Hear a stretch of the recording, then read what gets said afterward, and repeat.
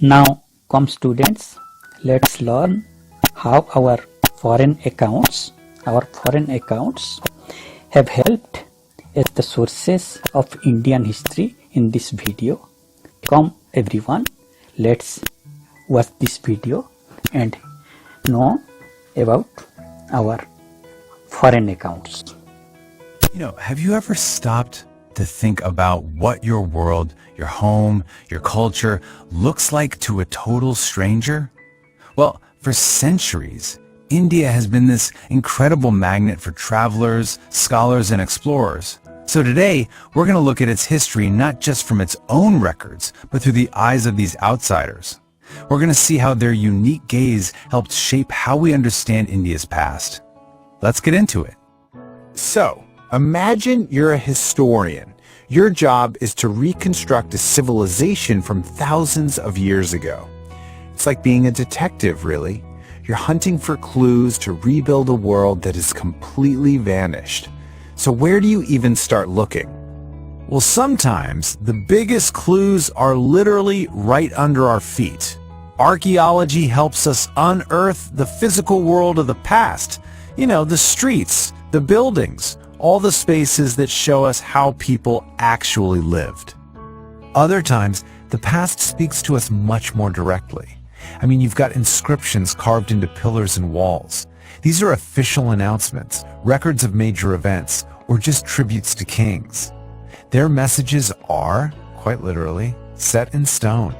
And then you have the things people actually held in their hands. Take coins, for example. They're not just money. They're tiny pieces of propaganda. They got the faces of rulers, symbols of power. They're like little windows into the world they came from. Now, all these sources from inside a culture are absolutely vital, but they often tell the story that society wanted to tell about itself. Foreign accounts, though, they offer something totally different. They're like a mirror, reflecting all the little details, customs, and realities that locals might have just taken for granted. They're the ones who notice what's different, what's remarkable. So here's our game plan. We're going to journey through time with 4 distinct groups of visitors.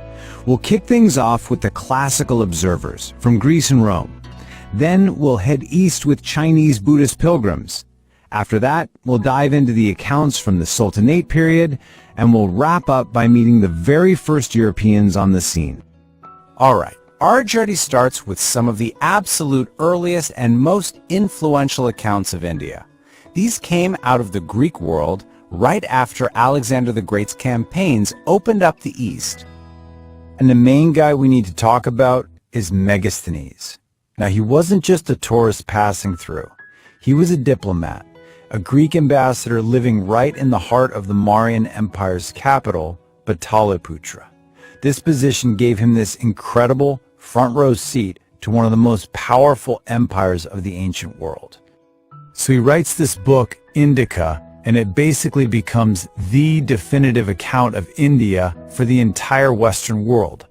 But here's the crazy part. The original book is completely lost to history. We only know what was in it because later Greek and Roman writers quoted it like crazy. So even in fragments, its influence was just massive. And here's why it was so valuable. He didn't just write about kings and battles. He got into the real nuts and bolts of the empire. Its super detailed administrative system, the vibrant life in its crowded cities, and its complex social structure, which, looking at it through his Greek lens, he sorted into 7 different classes. For historians, this kind of detail is pure gold. While Megasthenes was focused on society, a lot of other Greek and Roman accounts were all about business. You had works like the Periplus, which was basically a practical guide for sailors. Think of it like an ancient lonely planet for merchants. And then you had Ptolemy's Geography, which was a much more scholarly attempt to map out all the trade routes connecting India to the Roman world. Okay, let's fast forward a few hundred years. A totally new wave of travelers starts arriving, this time from the East. And their motivation wasn't diplomacy or trade, it was faith. They were Chinese Buddhist monks, and they were on a quest for knowledge. Among these pilgrims, two names really stand out: Fa-Hien and Hiuen Tsang. You have to imagine their dedication. These guys undertook these incredibly dangerous journeys, crossing the Himalayas and vast deserts, all just to reach the land where their faith was born. Their whole mission was to collect original Buddhist texts and study at India's legendary monastic universities. And this table really shows why their accounts are such amazing historical snapshots. You have Fa-Hien, who visited during the powerful Gupta Empire. His work gives us a picture that's almost entirely focused on religious life. But then, 2 centuries later, Hiuen Tsang arrives. His record, the Si-Yu-Ki, is so much broader. He details the entire social and political world under King Harsha, and even gives us an insider's look at what it was like to be a student at the famous Nalanda University. And what's really interesting is that just a few decades after Hiuen Tsang, another pilgrim named Tsang follows the same path. And his account is so important because it captures a moment of change. He actually notes that Buddhism in its own homeland was already starting to decline. So, as we move into India's medieval period, the perspective shifts again. With the rise of the Delhi Sultanate, a new stream of travelers and scholars begins to arrive, this time mostly from the Arab and Persian world. And maybe the most famous of all of these was Ibn Battuta. You could call him the Marco Polo of the Arab world. His travel book, the Rayla, is an absolute treasure trove of information. He actually worked as a judge in Delhi, so he gives us this vivid first-hand account of the court of the brilliant and kind of eccentric Sultan Muhammad bin Tughlaq. Now, while Ibn Battuta was the great adventurer, you had others who were profound scholars. The most important was probably al-Biruni. His book, Tarikh-i-Hind, wasn't just a travel diary. It was a deep, scholarly investigation into Indian philosophy, science, and social customs. He was a true intellectual bridge between cultures. And then you had others who wrote about everything from the caste system to local rituals. Okay, on to our final group of travelers. And their arrival signals another massive shift in world history. These were the first Europeans who started making their way to India, first as merchants and explorers, and later as official ambassadors. This timeline shows a really fascinating evolution.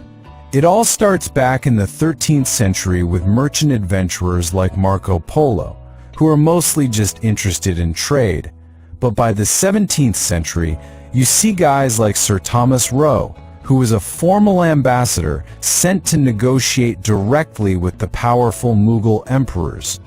You can see the whole nature of the European presence was changing big time. These accounts became so critical because they pretty much formed the foundation of Europe's understanding of India. They described the unbelievable wealth of the Mughal Empire, its complex administration, its society, and these descriptions shaped European perceptions for centuries. But, and this is a really crucial point, we have to be careful. We can't just take these accounts as the absolute truth. As our source material points out, these travelers often got things wrong. They came with their own biases, they misunderstood local customs, and let's be honest, sometimes they just wrote down rumors. So historians have to read these texts not just for what they saw, but for how they saw it. And really, that's the real power of history, isn't it? No single source, whether it's an official royal record or a foreigner's travel diary, can ever give us the whole story. The real, full picture only starts to emerge when we treat history like a giant mosaic, piecing together all these different perspectives, the insider and the outsider, to build a richer, more complete vision of the past. So, I'll leave you with a final thought to chew on. If a traveler from 700 years ago, someone like Ibn Battuta, or even just a visitor from another country today, were to write about our society, What everyday things that we take for granted would they find strange, or amazing, or just plain surprising? What could we learn about ourselves by seeing our world through their eyes? Now students, come, let's look at the slide deck for this lesson. Let's glance over it in sequence. It will make it easier for us to remember.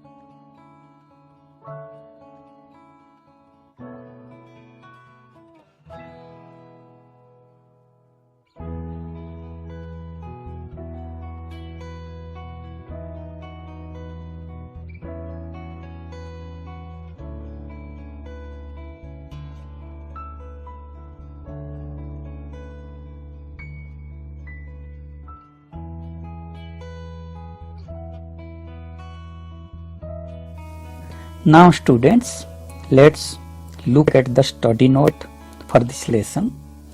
I have provided it here. This is the study note for this lesson. Read this once, take a screenshot and keep it. It will be useful later for reading offline.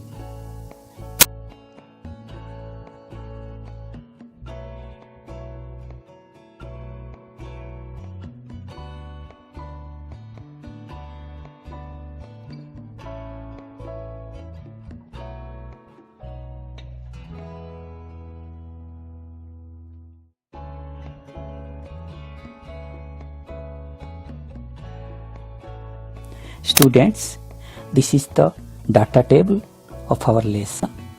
Have a glance at it, take a screenshot and save it.